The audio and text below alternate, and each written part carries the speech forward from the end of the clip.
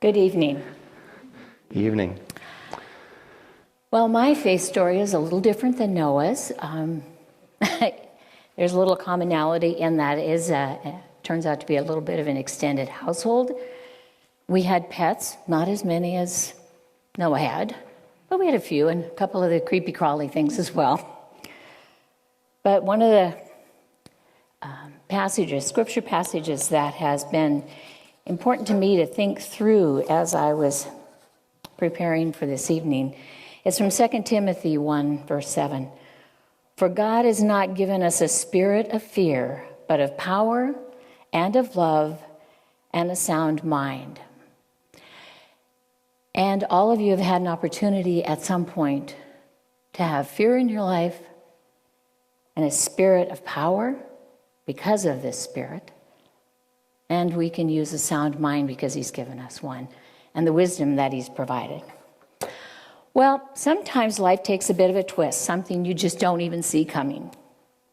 In the coming weeks, you are going to hear a few of these little and some not so little twists or opportunities in the lives of some of the individuals here at Holy Cross.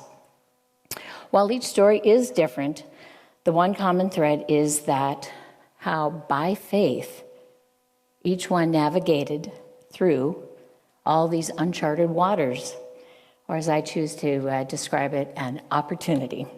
Lots of unsolicited opportunities, in fact. One such little twist or opportunity happened in my life, and more accurately in our life, my husband, my family. While Clark and I have never truly been empty nesters, in fact, we've never really been empty nesters. We've had siblings live with us and nieces and nephews and all sorts of living creatures. But about 8 to 10 years ago, we thought we were getting maybe to that empty nester state. But that didn't quite work out for us. Some of you have already had this concept of having people live with you and then finally they go. So we were at the point where we thought we would have people come and visit and stop and stay a while, maybe a day or two, maybe a week, and then, yes, they would move on. Maybe they would go back to their house or continue in their travels. So we were at that point where both of our adult children had moved out. School, great careers, things that they loved. They were employed, one as a dental hygienist, the other in law enforcement. That law enforcement thing doesn't fall far from the tree in my husband's family, and so that would have been my son following in that. Both married, and an additional blessing, and of course for them, were the grandchildren that they supplied us with. 4 of them, in fact, stair-step fashion. We had one year, and another the next year, and another the next year, and another next year. It was great.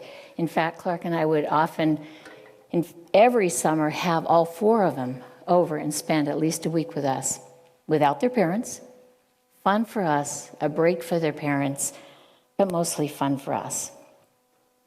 Not only that, they lived in Seattle, or the greater Seattle area, which was far enough away, but close enough to visit, and we could do that often.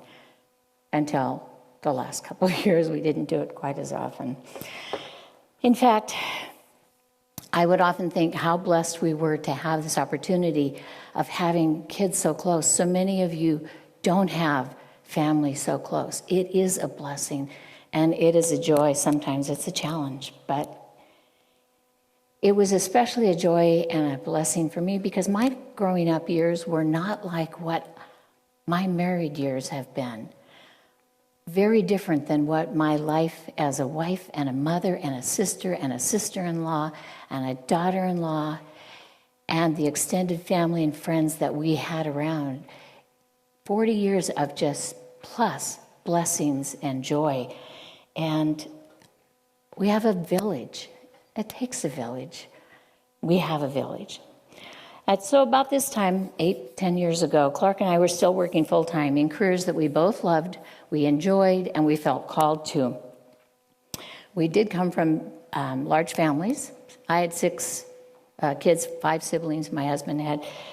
There were 4 of them, which is large compared to just oftentimes 1 and 2 kids. Our children both each had 2 kids, but that was great because that's how many birthdays I could remember. No more than 4. That was great. Well, this was an ideal family life. And it was those of you, and several of you are old enough, it was like the Leave It to Beaver family. Everything was all resolved. There were problems that occurred, but within 30 minutes, all the problems were totally resolved, and there was nothing hanging on, and you could just wait for the next week to come through. Well, for Clark and I, everything was about to change. Our son's marriage fell apart. Actually, it came crashing down. It didn't just fall apart. It was more descriptive of just a tornado that seemed to go through. It wasn't a simple, well, we don't really like being together again, so we can amicably separate. Oh, it was more challenging than that. With things like addiction issues and mental health issues and accusations and legal issues, those just complicated a relationship that seemed to start out really well, like often relationships do. The dynamics changed. So then my own faith and dependence on the Lord's wisdom and the protection and intervention of his part, it was challenging, but it also, my faith was strengthened during all of this time, because what else can you depend on when you feel like everything is falling apart? More challenges to come over the years. Without going into a lot of specific and personal details, the bottom line was our son, who ended up with primary and full custody of his 2 small children, and a career that all of a sudden is kind of falling apart for him. And he loved his career, very engaged in it, was very impacted. Ultimately, by faith, which we have the opportunity to think about, by faith, and much prayer, God's promised protection, and an anticipated very painful parting, but a sensible, rational decision was made clear. Our son needed to move back to Spokane with his 2 children. No other place to go initially, and looking at a life and a career adjustment for him, it was obvious we had to open our doors for him and the kids. And then later, all of the little animals and creepy crawly things that came in. But we'd grown up with those, so that was really actually no big deal in the long run. We assumed that would be for about 6 months or a year. He'll get on his feet, everything will be great. And, probably a year, we'll give it that.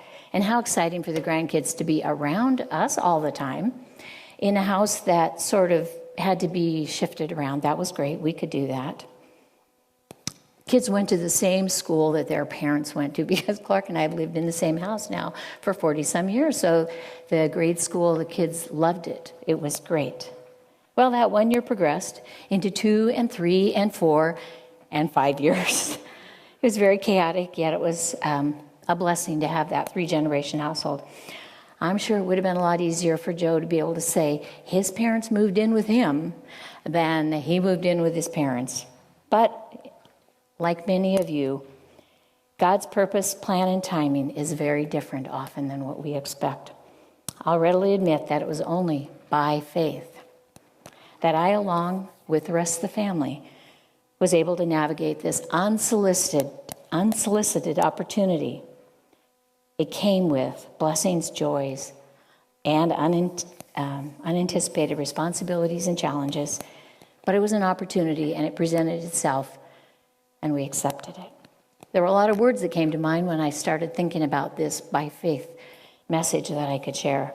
Adult children, marriage, divorce, grandchildren, school registration, hadn't had to do that for how many decades. Meals, Clark and I were doing 2 meals, now we're doing 5. Appointments, dental, medical, a feeling of loss and grief and hopelessness. At the same time came blessings, joy, unexpected fun, challenges, calendars. Had to get a calendar out and start writing down a lot of things. Disruption, arranging visitation, chauffeuring. Clark's the head chauffeur. Anger. You had to start thinking about little kids' clothes again. Birthday gifts. And a village. It takes a village and I had a village. We have a village. We have a village here. We have a village in our family and our greater community with friends that are like family. One thing that came out of this very special opportunity for Clark and I is that I was able to redevelop a quiet, calming, peaceful time with the Lord, generally in the morning. It wasn't a have-to time. It was a get-to. I get to spend time with the Lord. And challenges like people moving in unexpectedly can be a joy, a challenge. But it was a get-to for us. As Christ followers, we really do have a great opportunity, sometimes really difficult ones, to reveal and to share his life and love. And it's not easy to do, but much easier by faith. Thank you.